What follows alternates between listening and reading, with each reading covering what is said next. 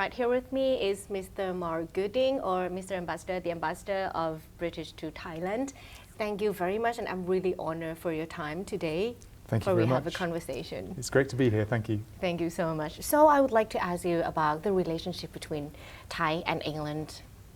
What are you expecting to strengthen, or what do you see as an opportunity or challenge to strengthening the relationship between Thai and England? Well, I think it's a good question, and I've been ambassador here in Thailand now for 18 months. And I'm very lucky because, of course, the UK and Thailand have a history of very good relations. We have a good relationship between our royal families, but also many Thai people and British people have family connections or visit in one direction or another. So that is a good basis. But I think there are three areas where we can really take the relationship forward. First of all, economically, and the UK and Thailand both need to move our economies into high-value sectors and take advantage of technology and innovation.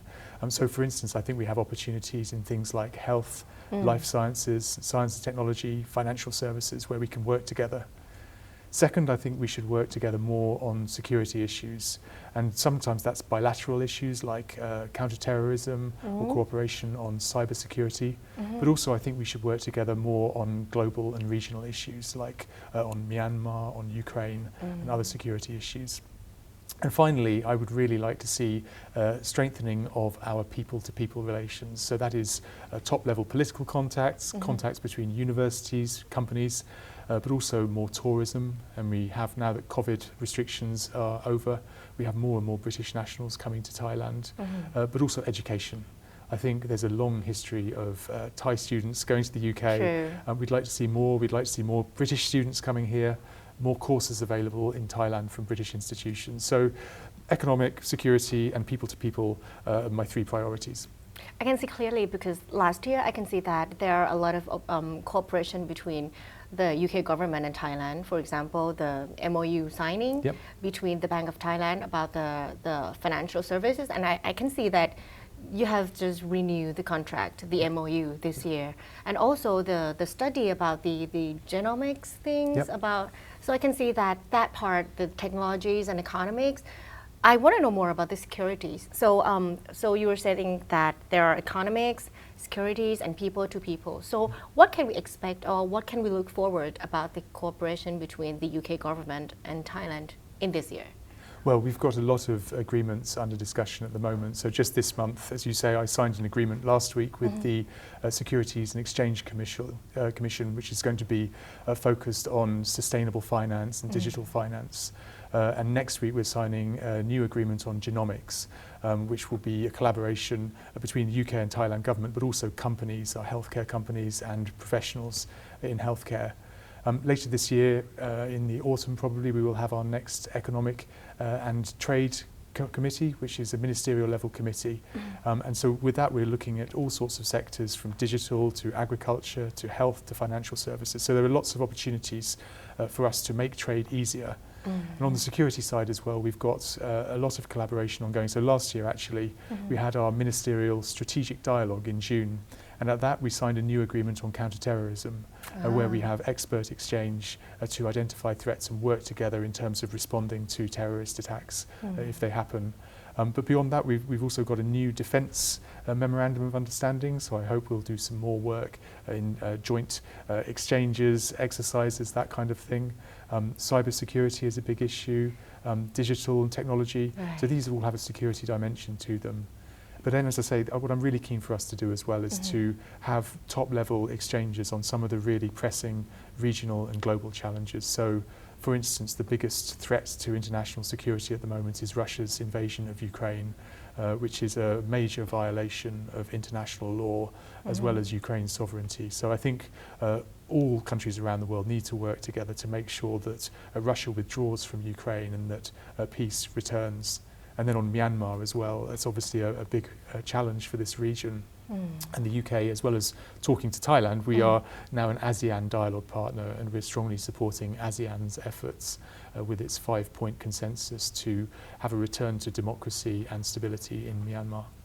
That sounds a lot of hard work in this, like, 1 year, single year. Well, these are immediate challenges. I mean, situations in Myanmar and Ukraine are both very serious. Right. And I would say on the wider security agenda, these are there are technological developments and other developments that require a response. So I think, there are actually security issues as well, things like climate change. Right. Climate change is happening. So we and Thailand and other countries need to work together to invest in low carbon technology, to invest in renewables, and make sure that because climate change is already happening, that we are adapting so that countries like Thailand and the UK can actually respond when there are extreme weather events. Are there any policy that the British government or in England are doing and you were planning to cooperate or to collaborate with Thailand in the same direction? On climate change? Right. Yes, we do a lot of collaboration. So until a couple of months ago, the UK was the president of the COP, the Conference of the Parties. So we held a very successful summit in Glasgow about 15 months ago where countries made new commitments. And in fact, Thailand accelerated its targets for carbon neutrality by 2050 and net zero greenhouse gases by 2065, which is great. But the question is, how can Thailand achieve that? And the UK has got a net zero target of 2050. So the big question we all have to answer is how do you achieve that? And it means making the most of technology and investing in low carbon. So there's a huge opportunity for British companies to work with Thai companies on things like electric vehicles, renewables, that kind of thing. So I think there's the company-to-company dimension, there's the government dimension in terms of what are the regulations and policies that can actually influence decisions by investors and consumers to make sure that there's a green transition. And we do a lot of policy work with the Ministry of Energy, with the Ministry of Natural Resources and the Environment and others. So this is a very, very live and current area of cooperation where there are big opportunities. True, because I can see that all the world are facing an extreme weather, and that's all that we have to solve this problem together. So comes to the education part. I just saw on the Facebook of the UK government, I can see that the UK government has paid a very close attention and really focus on education between Thailand and England. And I have a very deep interest about the graduate route that you were just promoting. Can you explain a little bit more about that? Yeah, well, the first thing I would say is that the UK is a very popular destination for Thai students. We have usually about 7,000 Thai students going to university in the year, every year, which is fantastic. And I think that comes from many decades ago. And I think generations of the royal family in the 19th century were sent to the UK to study. And so this is a very good tradition, and it's one that we want to encourage.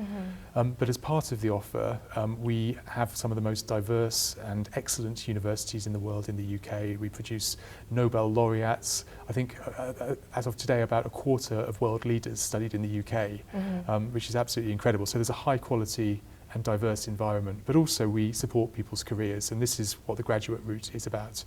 So people studying undergraduate degrees can stay for 2 years in the UK to work after they graduate. And if you've got a doctorate or postgrad qualification, you can stay for 3 years. So this is, I think, very attractive to many students who are looking not just to study in the UK, but use that experience as a springboard to a career in the future. Sounds really sweet for the exchange student or the student that study abroad. But I want to know that, are there any conditions on doing the graduation route or about the visa? Do they have to apply for another visa, like working permit, studying permit, or there are an extra visa for this graduation route, or the fee and everything? Are there any more conditions on doing that? I have to say all of that information is on our website. I say the graduate route gives students the right to do this. The visa, I'm not familiar with the exact details of the visa, but as I say, all of the information is on gov.uk website and the UK and Thailand social media. So I would direct people who are interested to that. So what do you expect the most from this graduation route?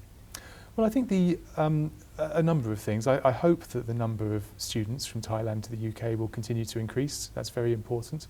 But also I think this opportunity to work will really build links between business to business in Thailand. And so Thai students who work in the UK can come back to Thailand and they can really champion UK-Thailand cooperation. They'll be familiar with UK business environment, with UK society. They'll have lots of personal contacts. And this is great because, ultimately as an ambassador and as an embassy, we want to put institutions and people in touch with each other. so we can facilitate contacts, and then they need to take forward the conversation themselves about how they cooperate and where their interests meet. So I think by having lots of Thai students who've studied and worked in the UK, we can really accelerate that process of building those links. I can see that we will grow together a lot. Okay, can you talk a little bit more about politic things? Well, as we assume that this year the general election in Thailand will most likely happen, do you expect, or what do you expect to see from this general elections in Thailand? Well, I mean, there are political questions which you'll understand. I won't be able to comment on. This is, Thai politics, and these are sensitive issues. But as a general point, I would say the UK supports free and fair elections all around the world. They're an essential element of democracy, so there needs to be a level playing field, transparency in the electoral process. So these are all things we would encourage in Thailand and everywhere around the world. But I think, this year it is clearly an important moment, and there are decisions to be made about the policies of the country. So I think for me personally, what is most important is that there is a lively debate. The parties set out their manifestos, their different policies, and that people are really mobilised to understand what those policies are and make their democratic choice. The debate sounds interesting because we can hear all the attitude and everything so that we can make a right decision. Exactly, and people, there is a wide range of parties in Thailand. It's a vibrant political context, so it's important people understand what the different parties stand for and then can make their choice. True. Can I ask a little bit more about, we talk about economic things, people to people, and education. I want to talk about something about working, our worker. I can see that there are a lot of Thai people go to England and work there. Are there any policy or anything to giving more opportunity or anything about that thing too? Well, we have, for working visas to go to the UK, there's the same system around the world, so somebody would need to qualify for that, so there is a salary requirement, and obviously you need to confirm that you have a job opportunity to go to. So, but no, we welcome movement of workers to fill gaps in the market. So, if there's demand in the UK for a particular skill, for example, then somebody may be able to come and work. But as I say, we are a very open society, so we do welcome professionals from around the world and the very best people coming to work in the UK. Okay, let's talk about something more ease. How's Thailand?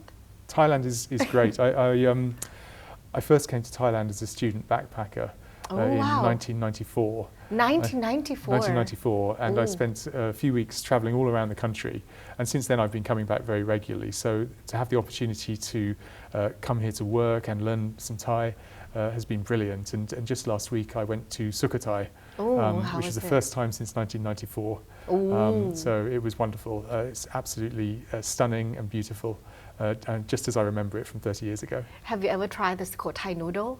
I've tried, yes, I did last week, yes. Absolutely delicious. You like? What is your favorite dish, Thai favorite dish? I have to say mango sticky rice. Mango sticky rice. As a dessert. But no, I love the different curries. So khao soi gai is very nice. Khao soi gai. Yeah, pad thai, delicious. I heard that you have spent some time in Khon Kaen and Chiang Mai. Can you tell us a little bit about that? Yeah, I spent about 8 months in Thailand before I started the job studying Thai. And most of that time was here in Bangkok, which I loved. But I was very keen to see some different bits of Thailand. So I spent a week doing a course in Khon Kaen and another week in Chiang Mai. And those weeks, it was language training, but also focused very much on learning about the history and culture of the different regions from Isan and Pak Nua. So it was very interesting learning experience. I very much enjoyed it. So we're saying that you're speaking Thai, you're learning Thai and studying Thai. I'm so sure that people would love to hear your Thai. Can you show some example? ผมเป็นเอกอัครราชทูตอังกฤษประจำประเทศไทยชอบพูดภาษาไทยชอบพูดกับคนไทยและชอบชีวิตในประเทศไทย ในเมื่อท่านพูดภาษาไทยได้ขนาดนี้ต่อไปนี้เราจะสัมภาษณ์เป็นภาษาไทยแล้วนะคะเพราะว่าท่านพูดชัดมากเลยจริงๆ I'm just kidding. Okay, as a backpacker back then from 1994 and right now as a Mr. Ambassador, how do you see the tourism industry in Thailand? Well, tourism in Thailand has been very successful 30 years ago. It's very successful today, and I think overwhelmingly, I'm very happy that the restrictions from the pandemic have been lifted now, so people can enter Thailand easily. And I know that the COVID pandemic caused huge hardship to many people in the hospitality industry and elsewhere in Thailand. So that's very difficult. And I think the focus now really has to be on recovery. And actually the number of British visitors to Thailand is going up very quickly. I think just last month there were about 90,000 British visitors. Before the pandemic we had close to 1 million each year, sometimes just over 1 million. So I think I expect that it won't be long before we are close to that number. But just seeing now the hotels back up and running, lots of visitors around. You see it when you walk around Bangkok, you see tourists everywhere, which I think is fantastic. And Thailand is a hugely popular destination for tourists from the UK and elsewhere. Because of the diversity in sort of history, culture, beautiful natural scenery and of course beaches as well. So yes, people love coming to Thailand for a very varied and enjoyable holiday. As your point of view as a British citizen, would you prefer beach or mountain? Oh, that's a difficult question. I like both. So I like natural scenery and or maybe river. I was going to say Thailand has not just beaches and mountains, but forest areas, natural parks. So I like to explore. So I mean, I've been to various national parks here. So I went down to Khao Sok. About a year do you have ago. the card that they have like a stamp? I haven't got the card now, but I do keep a close watch. But anyway, I think there's enormously varied travel experiences here in Thailand, and obviously I do quite a lot of travel for work as well. So last week I was also in Chiang Mai on a work trip up there, and in a few weeks' time I'll be going down to Koh Samui. So I have the opportunity to travel, and I'm very lucky. Sunblock prepared. Absolutely. Yes, I'll be wearing a suit, so I might probably need some sunblock on my head. Right. Okay. Oh, as I'm sitting here at the British Embassy, I feel like I'm in England. So can we talk a little bit about the tea? What is this tea? This is peppermint tea, actually. Peppermint tea. So I love it. it's very nice. Do we have to have some like traditional before we drink, or just drink it? No, British people normally just drink it, to be honest.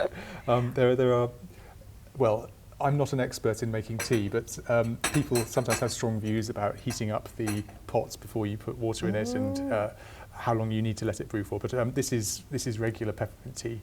I would love to know that. Why British people drink tea? That's a good question. It's certainly a tradition in the UK. I mean, tea was like why do they have like a tea time or a tea break? I think, again, I'm not a tea expert, but I mean, the UK is a centre for commerce and it's a big maritime centre. So in centuries past, you used to have ships coming, particularly from Asia, who would bring fresh products, sometimes spices, but also tea. So there's a big tea industry in the 19th century. So tea was able to be brought to London and other ports in the UK, and people developed a taste for it as a sort of nice drink you call it a pick-me-up sometimes. So it gives you a little energy when you want to drink it. So it's very popular in the UK. And you have to have it with cookies or snacks or scone? Up to you. The British people, I mean, afternoon tea in the UK, you would have a cup of tea sometimes with sandwiches or a scone and cake. In the morning you could have it with biscuits, so you can really have it as you like. So are you Mr. Coffee or Mr. Tea? I'm Mr. Coffee, that's why I'm not a tea expert. So not UK people are enjoying that much about tea? Well, I do. I like peppermint tea, but usually in the morning I have a cup of coffee. Coffee is needed. That's right, exactly, it's stronger. So are there any part of Thailand that you would love to, like really, really love to visit or really love to explore? Oh, I mean, there are still, I've been to quite a lot of places in Thailand. I still haven't been to the sort of very northeast, so Udon Thani, Leh, Nong Khai. So I'd like to see the sort of River Mekong there. Where else haven't I been? I want to go to Buriram. Buriram. Yeah, and see some of the ancient ruins you there. can join the Buriram Marathon. I should do, yes. I'm not sure. A marathon feels a little bit long, maybe a half marathon. Yeah, half or marathon. 10K. I've been there for like before COVID, for the Buriram half marathon. Oh, you did the marathon? Okay. Really great. I mean, like all the temperature, all the supporters and everything, the scenery, so good. Okay, maybe I'll do that. I did, about 10 years ago, I was British ambassador to Cambodia. And I did the Angkor Wat half marathon 3 times. 3 times? 3 times, yes, in consecutive years. So it's fun though, it's absolutely beautiful. So it's not boring. You just, it starts at about 6 o'clock in the morning, so it's quite cool and beautiful. So if there are nice half marathons in Thailand as well. I should do some. There are a lot in Bangkok, in Buriram, in Chiang Mai too. Okay. But so you're enjoying running Yes. as a sport. Absolutely. Have you been into a marathon, like a full marathon? Yeah. I did the London Marathon a few years ago. Wow. So Can I ask your pace? 3 hours 25. Oh wow. So it was You're sub 3 not sub 3, 3 hours 25. for full. Full marathon, yes. So That's really quick. it was I okay. ran half marathon with 3 hours. Okay. No, half marathon. My time for half marathon is about 1 hour 30. Wow. So so it's because I'm so keen to get to the end, run quickly. I was keen to get to the end too, but I'm so tired. Yes, I know. I think these days it would take me a bit longer. That was about 5 years ago. I did the London Marathon. But I like running in Bangkok. I love running in Lumpini Park, Benjikiti Park. So have you met our Bangkok governor? Not in the park. I've met him many times, but You still met him in the park in the well, morning? no, but he goes at 5 o'clock in the morning. Right. I go after that. I'm still asleep at 5 o'clock in the morning. That would be fun. We can have a city run too. That's right. But we'll have to be careful about the PM 2.5. And the traffic, yes. But no, the parks are lovely, so I like to go and run. So can you tell all the people in Thai how do you feel to be here right now as a Mr. Ambassador and what would you like to say to them? โอเคผมดีใจมากที่อยู่ในกรุงเทพคิดว่าผมมีประสบการณ์ที่สนุกมากและน่าสนใจมากผมพยายามเข้าใจวัฒนธรรมและการเมืองไทยและต้อนรับคนไทยทุกคนมาเดินทางมาเที่ยวในประเทศอังกฤษ Okay, thank you so much. ขอบคุณครับ